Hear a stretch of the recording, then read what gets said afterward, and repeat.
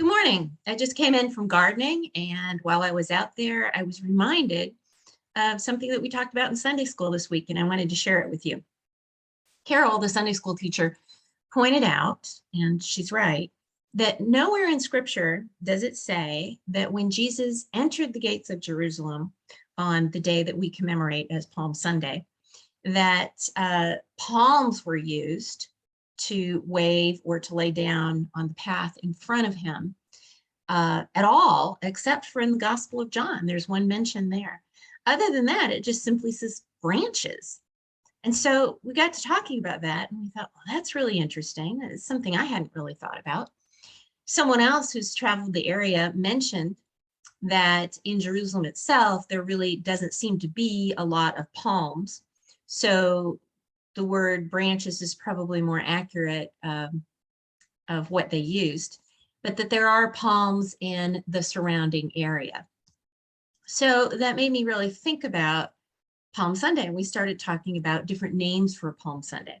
Some people call it the Sunday of the Triumphal Entry. Some people call it Passion Sunday.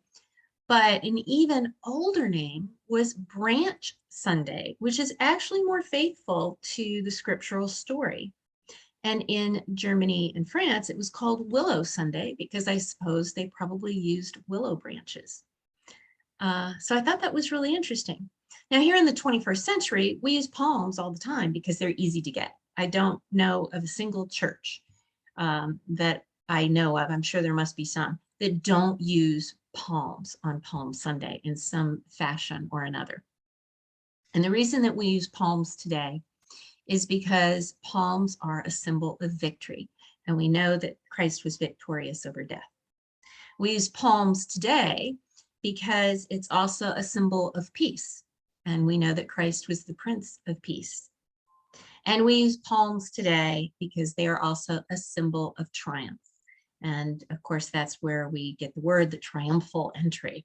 Jesus is entering the gates of Jerusalem as the Prince of Peace, who is ushering in his spiritual kingdom into the world, just as in the ancient times, the kings of Jerusalem came through the gates victorious. And so that was just a little bit of trivia that I thought was interesting. So I'll be back with you Sunday. I hope you have a great rest of the week.